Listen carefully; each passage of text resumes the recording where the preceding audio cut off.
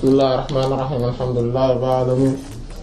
wassalatu wassalamu ala ashrafil mursalin sayyidil awwalin wal akhirin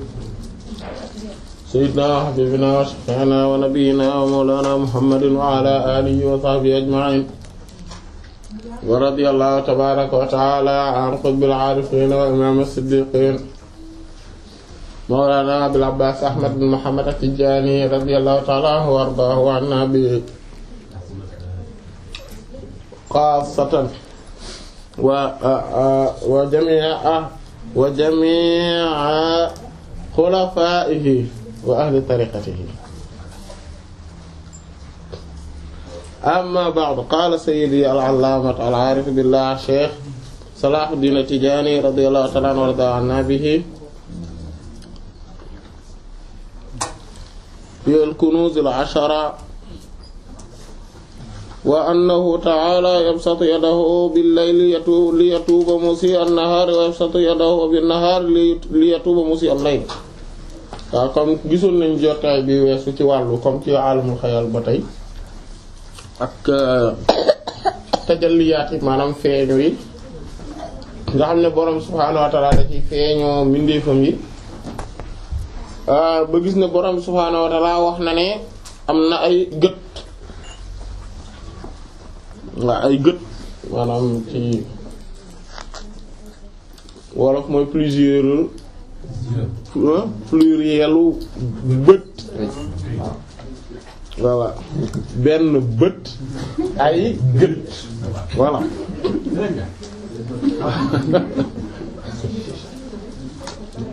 voilà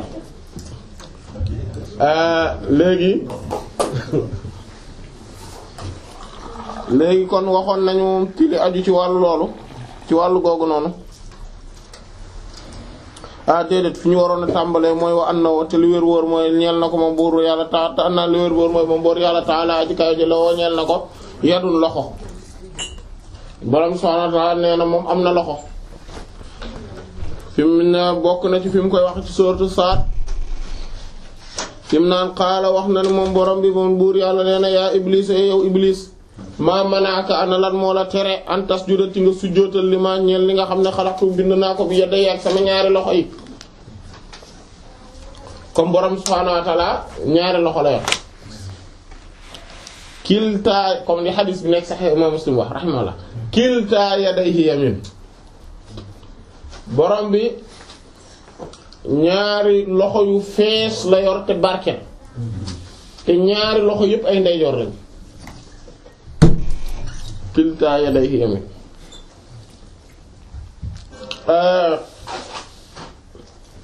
ci aay bi borom subhaanahu wa ta'ala mi ngi wax na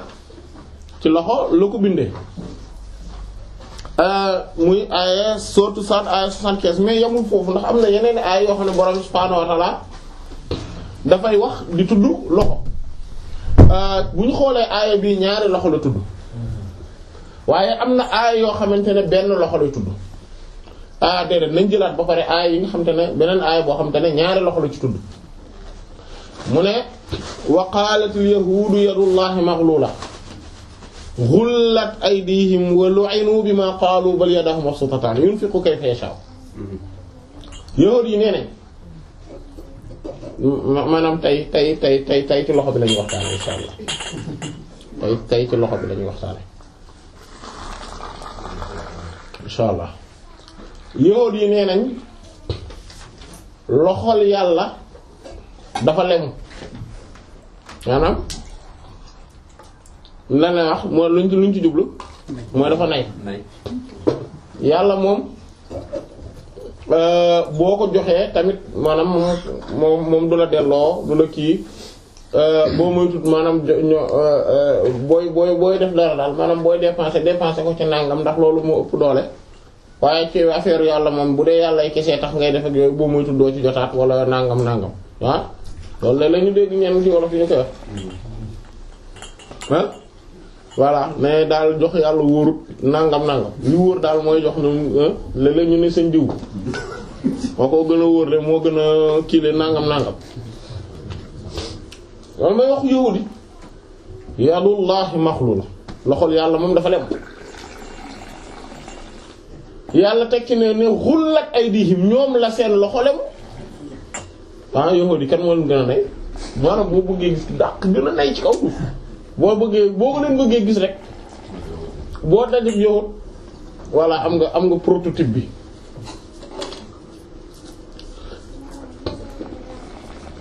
wàllu aynoo bi ma xaalu borom subhaanahu wa ta'aala rëbb nañu leen ci sababu lan wax ba xam nga lan moo fi am lu fi ne mu ne yadaahu ñaari loxo mi moom yàlla mabsuutataane mi ngi tàllalu allah yunfiqu muy dépenser di joxe kayfa yasha'u nu mu ko soobe ci aaya boobu dañ ciy gis ne borom subhaanahu wa ta'aala dafa jëfandikoo ñaari loxo mais insha allah dinañ ñëwaat ci baat bi fii nii maanaam comme boo ko xoolee maanaam nu ñu koy di déggee insha allah am na beneen aaya boo xamante ne borom subhaanahu wa ta'aala dafa wax lan dafa tudd benn loxo bokk na ci masalan fi muy waxee naan qul innal fadla bi yadillah yu'tihi man yasha wallahu dhul fadlil azim waxal ne ngëneel ci loxol yàlla la nekk maanaam benn loxo la tudd waxal ne ngëneel ci loxol yàlla la nekk moo koy jox ku ko neex kon ngëneel ku ko doon wut kuy wut ngëneel foo koy fekk ci loxol yàlla voilà waaye fa loxol yàlla la ne mindeef yo raamal wara nayla fadlin musri'ina lahu wal fadlu 'inda rasulillahi qarrar waaw Cheikh Amadou Bamba radiyallahu ta'ala dafa ne ci benn xasida mu tuddee raaya mu ne raam nit ñee ngi daw raamal waraa nay la fadlin musri'ina lahu nit ñaa ngay sàkku raama mbindeef yëpp boo leen xoolee ñi ngi dem di sàkku ji ngëneel raamal waraa mais nag ngir ne nay ñoom ñëpp dem dañ di sàkku ji mais nay la fadlin ngir jot ci ngëneel parce que boo xoolee nit ñi li leen di tax sonn yëpp boo leen seetloo ay ngëneel la musri'ina lahu ñuy daw ñoom ñëpp di rawante pour mën cee jot waaye nag wal fadlu waaye ngëneel nag moom li ko neex te li mu bëgg mooy ne moom inda rasulillahi daane fa yent yàlla ba sallallahu alayhi wasallam qarraaroo sax nag maanaam bi ñëpp dawee di wuti ji ngëneel daal de contourner ñëpp ñëw toog ci wetu yent bi sallallahu alayhi wasallam ku ci bëgg a am rek ñëwal ci wetam waaw loolu moom loolu leer na ci loxol yàlla la ne en fait loxol yàlla mooy yent bi sallallahu alayhi wasallam waaw léegi ñu dellu ci waat kon borom subhanahu wa ta'ala wax na foofu benn loxo am na ci beneen xadiis bu nekk ci boo Tabaraani imam Tabaraani rahmatullahi alayhi indi ak ñeneen mu ne te sax cosaan mi ngi ci saxeexi mu ne xajaratul aswadi yaminullahi fil ard xajaratul aswad maanaam mooy la pierre noire mooy ñi dem Makka daañ ko gis ci wala ñu koy seetaan ci télé bi wala ci photo yi Kaaba gi am na benn bërëb bu ñuy def ci mooy ruknul yamani benn coin benn angle ci angle Kaaba gi bi féete Yemen boobu boo ko xoolee am na benn xeer bu ñu fa def xeer woowa moom Adama alayhi salaam bi muy jógee àjjana da ko indaale moom lañ fa def keroog maa ngi gis ci YouTube bi tubaab yi di def benn documentaire di wax ci pierre noire bi mais yaa subhaanallah ay catastrophe rek lañ doon wax li ñu wax yépp dara du ci dëgg dara am na nag une part de vérité mais sauf que ñoom comme xamuñu dara l'islam part de vérité boobu ñu trouver bon parce que dañu gis ne bokkul ci système solaire bi normalement benn météorite la bu jugee feneen nangam genre yooyu noonu ba ci loolu sax dëgg la mais ne voilà boo xoolee le fait que ñu koy jullit ñi di ko sujjóotal di ko kii et que les musulmans de préhistorique xëy na dañoo xamoon barke boobu nangam di wax ci affaire yu bari bari am na yu ñuy wax yoo xam ne dëgg la mais bu ñu commencé convertir affaire bi ci l'islam bi ni ñu ko comprendre rek dangay gis ne ay waxu caaxaan rek la ñuy wax li ñu ci wax yëpp daanaka du dëgg daal nañu yàlla sàmm comme quoi noonu la ñuy faral di def tamit ci ñeneen peuples yi léegi bi mu xeer woowu àjjana la ko jëlaale indaale ko ñu teg ko fa au début nag dafa weexoon d'ailleurs comme mu nekk téere tafsir yi voilà mu nekk ci téere tafsir yi au début xajarul aswad daa weexoon d'ailleurs mu ngi saxee sax mais bàkkaaru nit ñi ko ñuulal voilà léegi xajarul aswad boobu mooy la pierre noire borom bi yonent bi sallallahu alayhi wasallam dafa ne moom mooy ndeyjooru yàlla ci kaw suuf ndeyjooru yàlla ci kaw suuf muy kon beneen wax boo xamante ne tudd na benn loxo mais comme ñaari loxo yëpp ndeyjoor la comme ni mu nekk ci xadiis bi nekk Sahih Imam Muslim rahmatullahi alayhi mu am beneen aaya boo xamante ne dafay wax ñaari loxo comme aaya bi nga xamante ne moom la Chérif yéen di radiyallahu anhu mooy nan comme fi mu naan Iblis lan moo tere nga sujjóotal ma ci sujjóotal kii nga xamante ne maa ko bind ak sama ñaari loxo yi mu am ci beneen xadiis wala astaghfirullah beneen aaya boo xamante ne borom bi subhaanahu wa taala ay loxo la ay wala ay lan yoxo mu dee wolof loolay wax benn loxo ay ñaari yoxo ay yoxo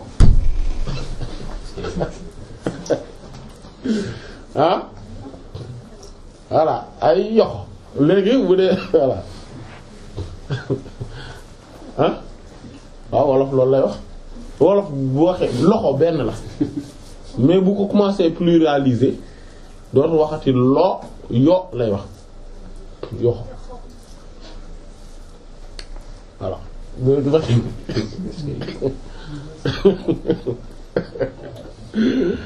dégg nga léegi borom bi subhaanahu wa ta'ala kon foofu tudd na fa ay yoxo nee na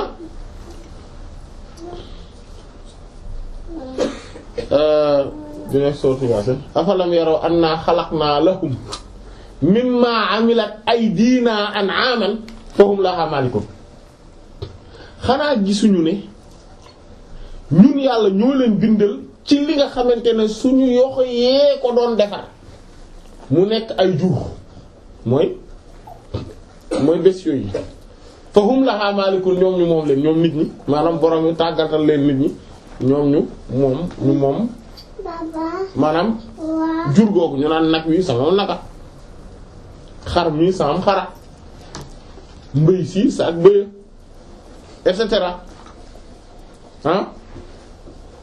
voilà ku nekk maanaam ñu am sañ-sañu ci moom ko mu ne wa dhallalnaha lahum fa minha rakubuhum wa minha ya'kulun ñu wàcce toroxalal leen ci seen kanam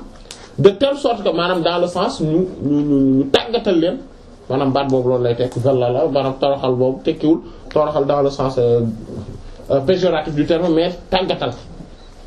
maanaam ñu wàcc dëgg-dëgg ci kanam de telle sorte que fa minha rakubuhum am na ci biir jur gi ñoo xamante ne ñoom dañ ciy war di dem seen yoon wa minha ya'kulun am yoo xamante ne dañ ciy lekk wa lahum fiha manafi'u wa masharibu afala yashkurun ci jur gi subhaanallah borom bi ne subhaanahu wa ta'ala ne am na ci ñoom yoo xamante ne am na ci yeneen i njariñ yu bare yuñ ci mën a am ak yu ñuy naan sax ñu ciy juddoo mooy comme bu ñu rattee mais wiñ ci amee mu ne waaw afala yashkurun xanaa nag nit ñi léegi nag duñ sant nag animaux yi nga xamante ne ñoom da ngeen a juddu fekk leen fi parce que animaux yi boo xoolee ci processus su adduna bi ni mu defaroo animaux yi ñoo fi jiitu nit ñi nit mooy dernière espèce bi nga xamante ne moom la yàlla créé mu ñëw pour mottali àdduna parce que moom mooy ki gën a mat ci mbindeef yi borom subhaanahu wa ta'ala daf ko mottalee mbindeef yi teg ko ne ko léegi lii lépp dama ko doon préparer ay millions wala ay milliards d'années pour nag yow nga ñëw nag léegi toppatoo ko parce que ku ne xam na ne àdduna bi suuf si ni mu demee ni mu taxawee nii jékki-jékki lu rek mel nii am na ay période yu bari ay milliards wala millions wala milliards d'années yoo xamante ne moom la jaar pour àdduna bi constitué woon nii am ay espèces yu bari yu fi jaar ba éteindre jeex yeneen espèces juddu et cetera de telle sorte que ba nit ñëw moom mi nga xam ne mooy espèce bu parfait bi nga xamante ne moom moo taxoon yàlla doon defar lii yëpp jël nag animaux yi ñoo xamante ne ñoo ko gën a mag ku mu neex ci ñoom mu jàpp rendi kenn du tëral procès ku mu neex ci ñoom mu jël takk yeew ci këram takk di ko indil ngooñu kese wala mu bayloo ko ba mu sonn ngooñ bi rek lay am du ko fay salaire wala ku mu neex ci ñoom mu jël ko yóbbu ko ci ay zoo ñu di ko seetaan maanaam kenn du tëral benn procès parce que loolu am na amul ne ñaa ku tëj ab animal ba kii nangam ñaata ngay tëdd amul loolu amul yooyu yëpp amul ci subhaanallah ba pare nit ki da ko jàppee lu normal ah jël rendi ginaar ngay jàppal ma ganaar gi ñu jàpp rek mu jël teg rendi ñu togg saaf lekk jàpp ne amul problème parce que effectivement amul problème yàlla moo leen tàggatal animal te subhaanallah benn animal kese bu jéngu woon ci kanamu nit ak xajul ci nit amul benn ci animaux yi nag benn nag boo xamante ne dëgg bu jéngoo nit moo koy man amul tey muus buñ taxawoon fii muus taxaw bu jéngoo ne du daw day moom mooy mën nit ki ah yamb voilà yamb tamit bu bañ voilà ah voilà waaye borom subhaanahu wa ta'ala même ñi nga xamante ne ñoom physiquement ñoom ñoo ëpp doole nit sax yàlla da leen tàggatal nit de telle sorte que nit ki da leen di utiliser nu mu ko neexe di jariñoo nu mu ko neexe sans problème yi nga xamante ne mënuñu leen lekk te mënuñu leen jëfandikoo sax am nañ ay njariñ am nañ yeneen njariñ yoo xamante ne moom la ñu am donc borom bi subhaanahu wa ta'ala loolu lay wax ne xanaa gisuñu ne suñu loxo yi suñu yoxo yi ñun yàlla ñoo bind loolu ñoo defar ñoo ko œuvrer ñoo ko defar jox leen njariñ boobu yépp kon foofu borom subhaanahu wa ta'ala tudd na fa ay yox kon muy ñetti xeet maanaam boo xam ne benn lay tudd bi ñaar bi yu bari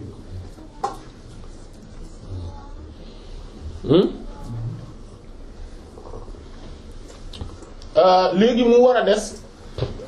waa ñaata gis-gis lañu waxoon ne moo am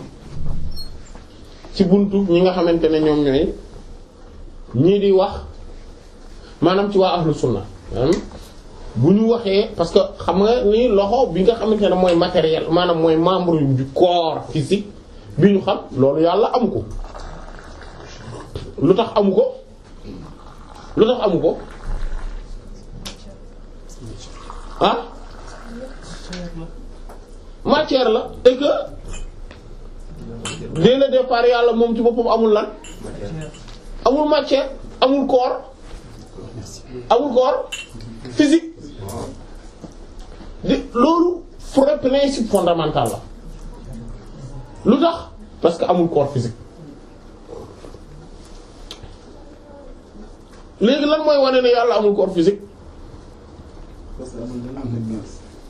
parce que amul lu ko jiitu parce que corps physique day formé wu dafay am ay yuy constitué wu ay particules yuy constitué wu pour mu mën ko def bu ñu jàppee ni yàlla dafa am corps physique li muy tekki mooy particules yi ko composé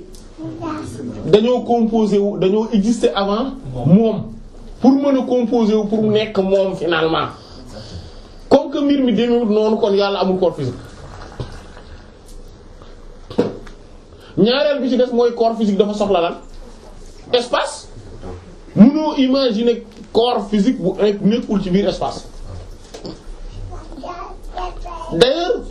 condition sine qua non la tey nit bu nee la woon am na loo xam ne corps physique la te amul benn espace benn volume bu mu mën a occuper ci espace bi da ngay ne mënut a ne c'est-à-dire que kaas bii ma téye kaasu ataaya bi pour mu mën a ne il faut que d'abord mu am espace bu libéré wu ci maanaam volume bu libéré wu ci espace bi boo xam ne dina ci mën ne su ci mënul nekk c'est parce que kaas bi du mën exister voilà hein voilà mënuñu imaginer un corps physique sans espace bu muy occuper sans volume bokk bu muy occuper ci espace te yàlla moom moo lan créer espace bi parce que su fekkonte ne loolu daf koy am kon day supposer ne foofu noonu maanaam espace boobu moo ko fi jiitu te yàlla dara jiitu ko ci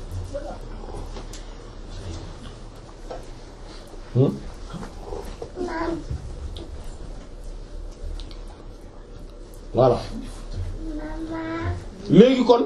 yàlla kon loxo yi ñuy wax dafa am lu muy lan lu muy tekki ci biir loolu nag waa ahlu sunna wal jamaa ñaata gis-gis dañ ci am ñu ñu waxoon ah ah ñaar mooy ñan ak ñan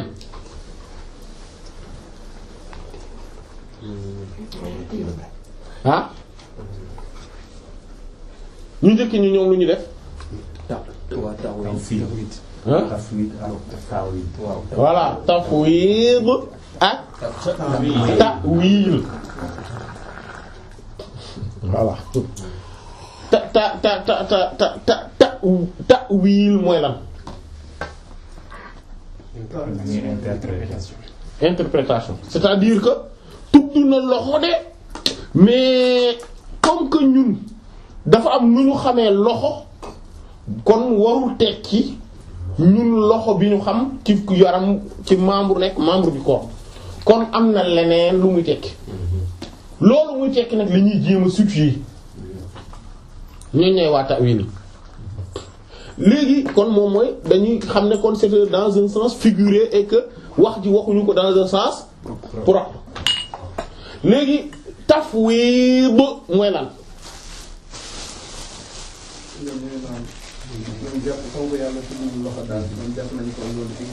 waaw. seulement. voilà non c'est-à-dire que dañ naan baatu loxo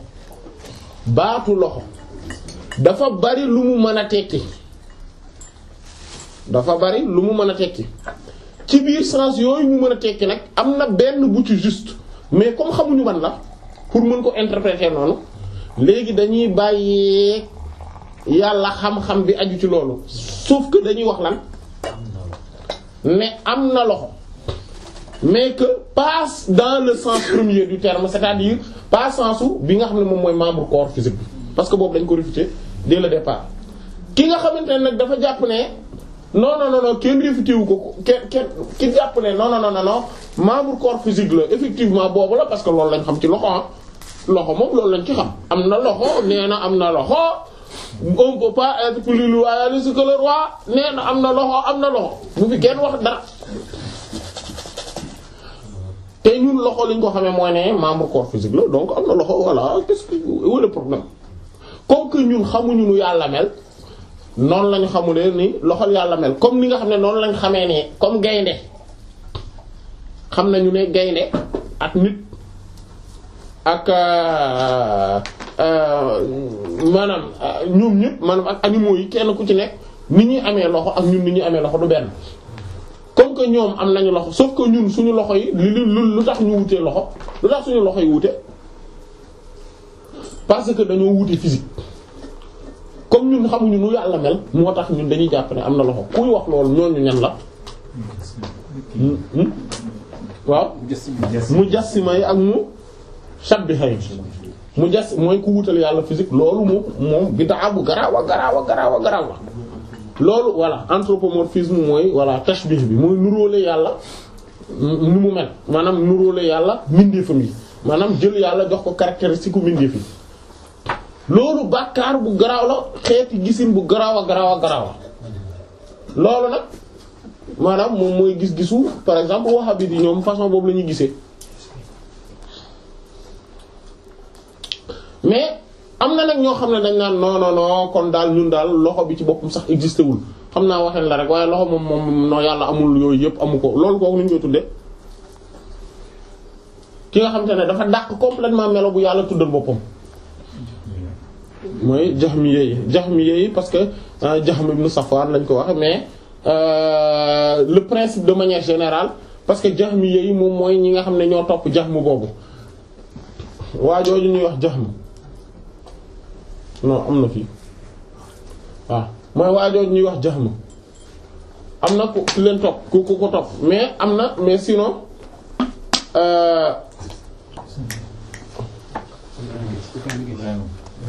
non baax na waaw li mu gën a woyof kon mais sinon est état d'esprit wu boobu façon gisin boobu moom mooy lan ñuy gisee noonu ñu leen di tudde am na benn titre mooy mu'attila al mu'attila mooy moom la ñuy wax les nihilistes moom loolu mooy le mot nihiliste mooy le fait de nier l'existence des attributs divins al mu'attila ak voilà jëf ji ci boppam la ñuy tuddee ak ta'til mooy le nihilisme voilà le fait de nier tout simplement léegi kon ñu dellu si waat mais ban heure la d'accord voilà léegi kon ñu ñëw kon ci léegi interprétation bi parce que bu dee nitu yàlla yi moom maanaam mu al-akabir ñu màgg ni comme Chérif bi moom fi muy waxee radiyallahu anhum ñoom dafa am benn gis-gis bu ñu gis mooy ne ñoom li ñuy wax yàlla li muy wax ay loxo li muy wax loxo ci moom du c'est vrai que du comme membre du corps wala yooyu mais benn manifestation la bu exister ci moom bu réel bu tudd loxo parce que il faut que ñu li tax mu kii mooy ne bu ñu nee loxol yàlla wala bëtu yàlla wala yu mel noonu il faut que ñu comprendre d'abord benn affaire bu essentielle mooy loolu ay attributs la ñun nit nag xam nañu attribut xam nañu membre du corps bu tudd loxo mais attribut bi tudd loxo ñun xamuñu ko wala dese nañ ko xam ba mu des ci yenn cas de figure yi comme ni ñu ciy ñëwee insha allah léegi nañu seetlu bu ne ñu ñëw ci cadre yahuudi yi fi ñu waxee ne loxol yàlla dafa lan daa lemu borom bi ne déedéet parce que même baat boobu yonent bi sallallahu alayhi wasallam yàlla wax na ko wala taj'al yadaka déglu suratul Isra wala taj'al yadaka maghlulatan ila unuqika wala tabsutha kullal basti fa taq'uda maluman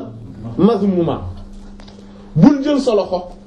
nga lem ko jëmale ko ci sa baat nii maanaam luñ la wax rek nga ne yoruma nii man daal di ni maanaam affaire bi mu def man kay bul def noonu wala tabsutha kullal bast niki noonu bu ko tàllal jépp tàllal est-ce que li muy tekki mooy dafa ne yonent bi sallallahu alayhi wasallam bul def nii ci bul def nii ah après daal di ko parce que loolu soo ko defee da ngay daal di mujj jekki maanaam jekki nekk koo xamante ne da ngay nekk ku ñu ŋaññ ba pare da ngay nekk ku yelloo ay yeddeel maanaam mooy est-ce que li muy tekki mooy dañu ko non bul di def nii bul def nii xam ngeen ni loolu tax te du wax ji du loolu loolu ki gën a ñàkk xel ci nit ñi xam na ni wax ji du loolu voilà loolu muy tekki mooy bul nay bul lan bul yàq te pourtant même baat bi lay jëfandikoo te boo xoolee ñaari baat yooyu ñoo ñëw ci alxuraan bi kon dañuy gis ne loolu li muy tekki ni plus ni moins que la bu dee ci ni di def ta'wil mooy yàlla yéen ne ngeen dafa nay moo tax ngeen ni loxoom dafa lemu yàlla loxoom lemuwul maanaam mooy nayul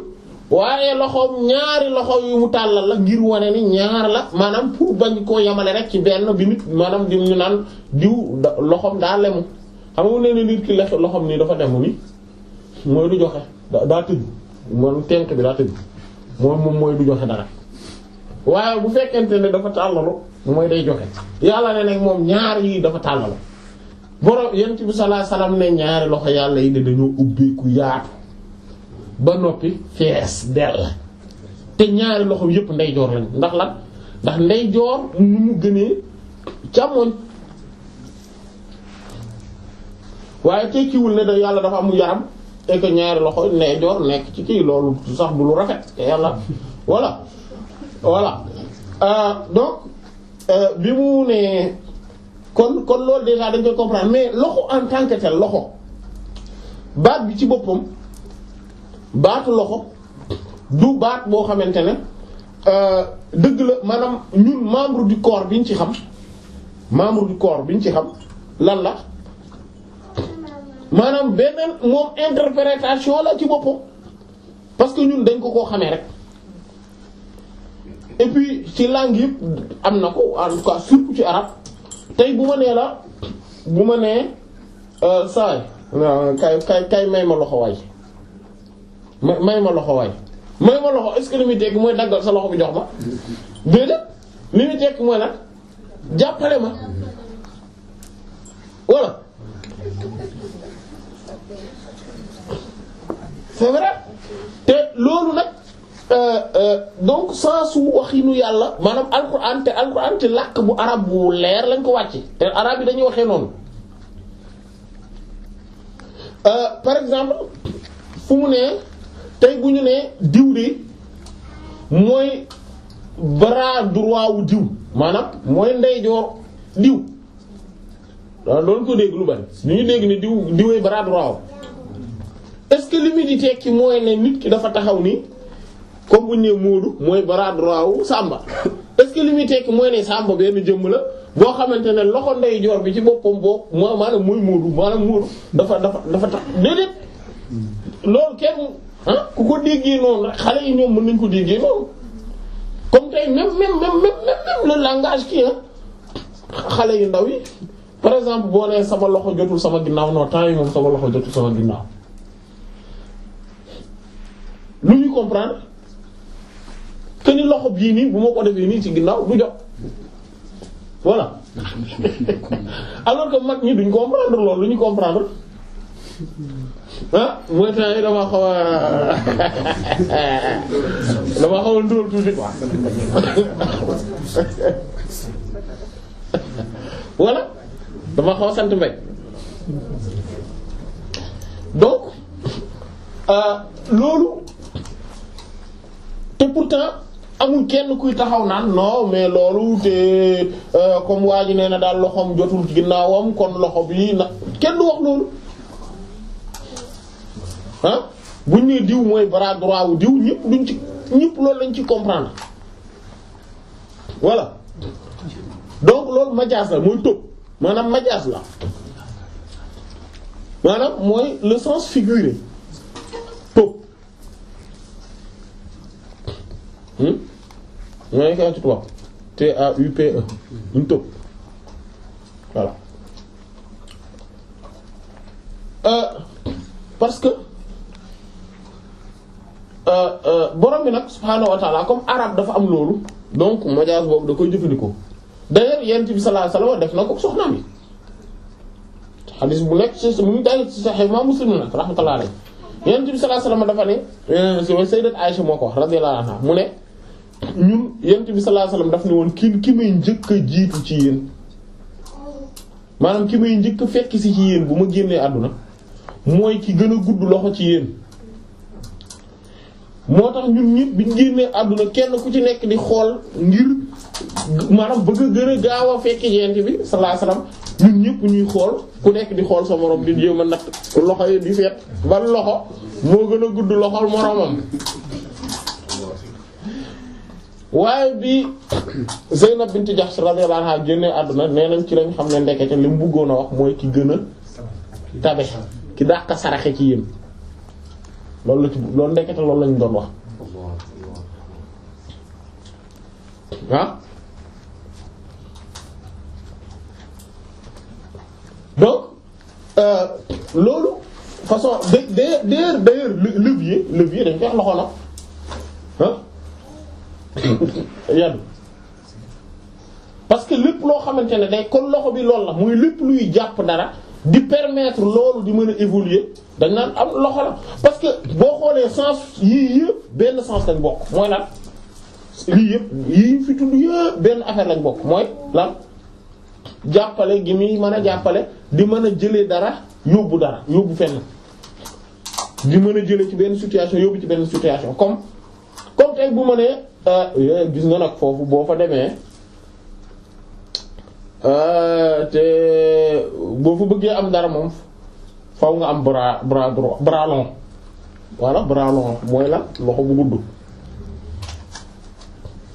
foog nga am loxo bu gudd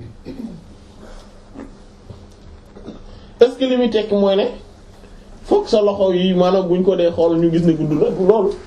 li muy tekki mooy faw nga am ku la lan ku lay jàppale donc subtilité wu langage boobu Alxuraan tam daf koy waxe ak xadiis Yonent bi sallallahu alayhi wasallam dañ koy waxe donc guddaayu loxo bi walla loxo bi léegi bu ñëwee ci côté ndeyjoor moom tamit li tax ñu koy wax ndeyjoor loolu la mooy lan mooy le fait que maanaam yamin mi ngi jóge ci al yumnu bi tekki barke bi tekki xéewal ak barke mooy al yumnu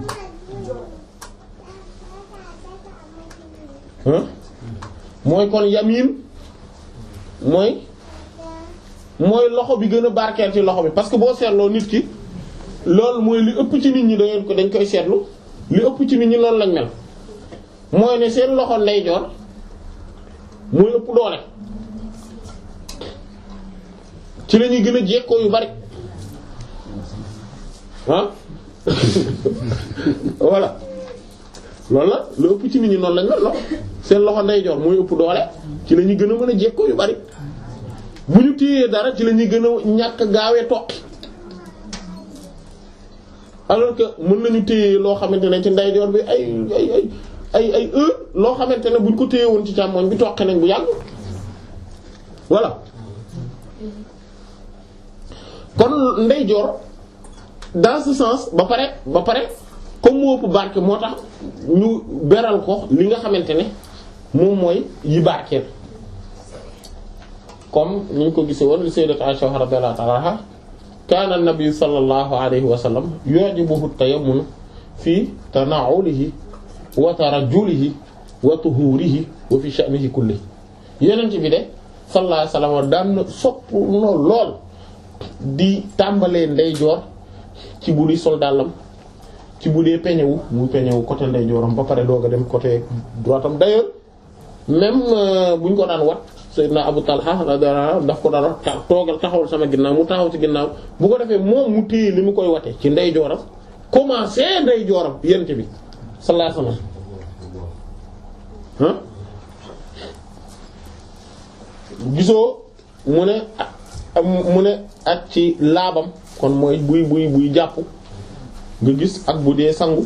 farata yépp nga xam ne ndeyjoor lay tàmbalee mu ne wa fii sha'nihi kullihi ak ci léppam yent bi saa sal ndeyjoor lay bëgg di tàmbalee moo tax ndeyjoor moo gën càmmoñ même alxuraan buy tudd ndeyjoor lay njëkk tuddoo ko tudd càmmoñ yamin wa shimal wala al yamin wa shama'il sujjadan nangam gis nga yamin mu def ko benn ndeyjoor yi mu def leen lu bari wa shama'il ak càmmoñ non ndeyjoor mu def ko benn càmmoñ mu def ko yu bari te loolu ci arab day wane ne bii ñu bennal moo gën yi ñu bari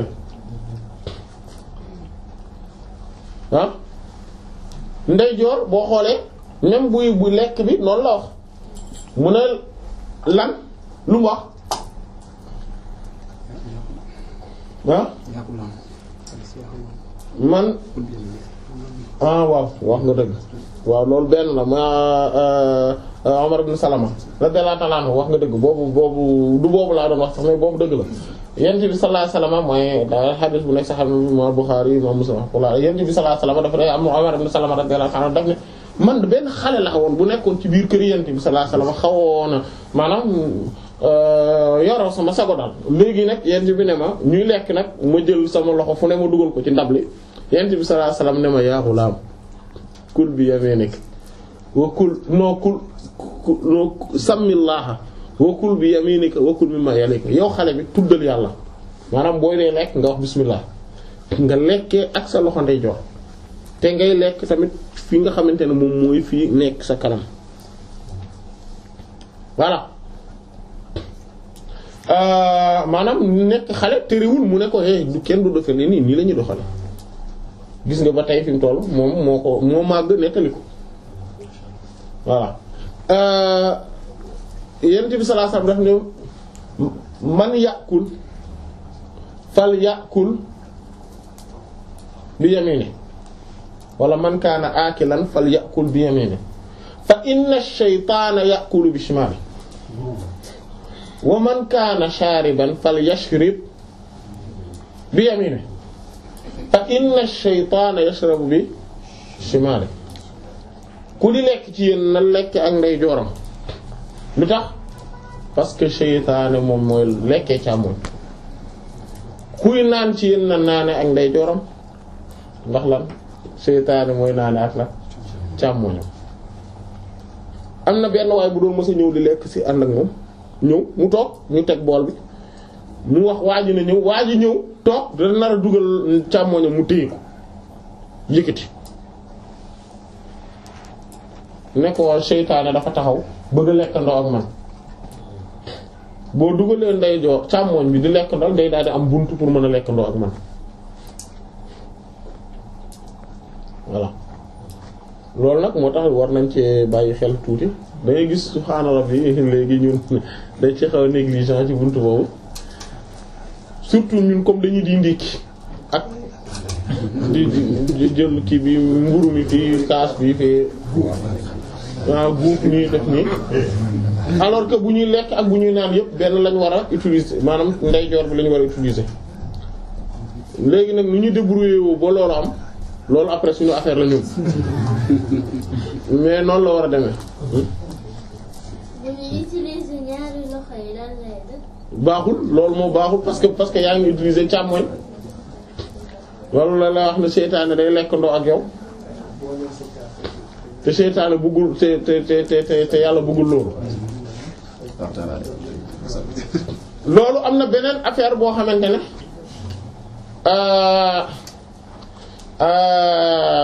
ci càmmoñ ba tey ci ndeyjoor ba tey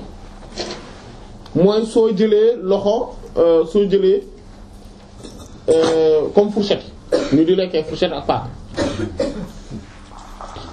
parce que ndab li comme que amuloo normalement doo dugal loxo ndeyjoor et que fokk nga dagg affaire bi nga di lekkee fourchette ak paaka déjà prédisposition bi ñu la koy disposer ci restaurant yi de manière générale bu baax. mooy ñëw tegal la fourchette bi ci càmmoñ bi gauche bi li boobu moom baaxul non boobu moom baaxul léegi bu ñu la ko defalee noonu yow yaa koy soppi léegi mu des boo jëlee fourchette bi léegi nga war a dagg naka ngay def da ngay jël lan fourchette bi ci gauche nga koy jële bi faa gauche nga non da nga koy jamee ak ndeyjoor bi ba mu pare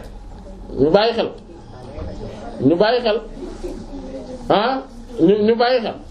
da ngay jël paaka kii bi fourchette bi ak ndeyjoor bi nga jam ko ci ndawal li ba pare nga téye ko ak lan gauche bi immobiliser ko ah oui ngay daggee lan ak droite bi ak lan ak paaka bi parce que boobu moom mooy lan boobu mooy yëngatu bu boobaa nañ nag daggee nga ko ak lan ak ndeyjoor te daggiwuloo ko ak càmmoñ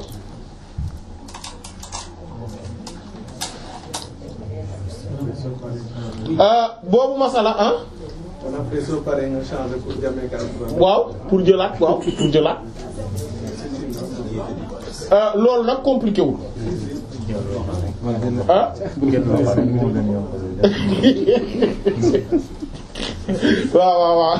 waaw bu dee jël loxo moom moo gën a facile moom moo gën a yomb de waaye xam nga dafay ragal boo demee restaurant yi moom nga dem ko ñu jox la ko fourchette bi ak nga teg ne di jël sa loxo di dagg ak kii moom boobu mooy tudd yow daañu la filmer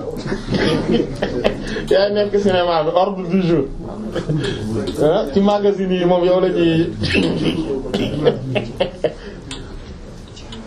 masala boobu dafa nuroog beneen masala mooy masalatul istinja bil yamin wala bil shimal istinja mooy tàncu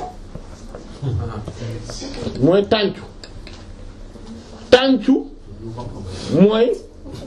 nit ki su tuuree ndox ba noppi wala bu demee woon ak ba noppi xeer yi mi di jëfandikoo wala papier toilette yu muy jëfandikoo pour mën a dindi sobe bi ci place ba mu nekk loolu moom mooy tàncu léegi ak ndox mi tamit dañ ko tuddee tàncu ba tey su comme que dañ ko tere mooy ak istinjaa bil yamin dañ ko tere mooy di tàncoo ak ndeyjoor moom dafa xaram waaye tamit massu zakari bil yamin itam daa xaram wala boog selon en tout cas lu ëpp ci borom xam-xam yi rahmatullah alayhi ba mu des ñu demee nekk al imam al hafiz ibn abi jamra rahmatullah alayhi ak ñeneen ñoo xam te ne ñoom dañ jàpp ne yonent bi sallallahu alayhi wasallam li fait que mu teree loolu ci ndeyjoor mooy rek ne te mooy effectivement maanaam xaraamul daal mais bon ala kulli haal kon li ëpp ci borom xam-xam yi rahmatullah loolu lañ jàpp léegi ñu déparé ci point boobu léegi bu dee dañ ko tere dañu tere ku tàncoo ndeyjoor ba pare tere ku téye awram ndeyjoor ana nan lay def bu boobaa ni muy def mooy day jël day téye ak lan càmmoñam léegi jël xeer bi wala papier toilette bi bu dee ndox bi moom amul problème ndox moom amul problème moom amul benn voilà léegi bu dee papier toilette bi léegi day da koy téye ni ak ndeyjooram jël papier bi toilette bi teg ko ci mais buy yëngal loxo càmmoñ bi lay yëngal pas loxo ndeyjoor loxo càmmoñ bi lay yëngal pas loxo ndeyjoor bi tàncu moom laa wax léegi. am na est-ce que nekkul am na benn tojalu am na ñu ne du tojalu. Tojalu c'est pas même c'est tojalu. Par exemple boo demee kii wanak wala da nga tojalu maanaam non toj non tojal non loolu moom mooy sa njàpp moo toj. wax ma sànq ba am nañu utiliser tojalu maanaam. utiliser ndox quoi boo demee toilette ba pare. dafay utiliser ndox. loolu ban làkk la. non du waaw mais non tànc la wolof di wax. waaw. làkk seen làkk ndar-ndar la. kon waalo yi ñooy waxee noonu.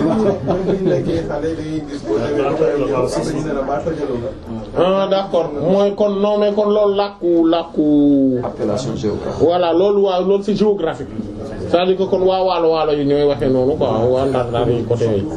mais quant à wolof de manière générale tànk lay wax donc kon loolu la maanaam kon bu boobaa masala boobu tam noonu lañ koy régler maanaam moog bii dañoo nuroo moog bi ñu doon wax sànq ci loxo ndeyjoor bi dañoo nuroo. bu fekkee action dafay am. waaw ci càmmoñ bi lay jóge parce que loxo ndeyjoor bi dafa immobilisé wu. soxla rek téye càmmoñ. ah ah man nga benn partie yi nga soxla càmmoñ. non non mais non mais non xam naa ne maanaam da ngay téye papier bi. non papier bi mënoo ko téye ak càmmoñ bi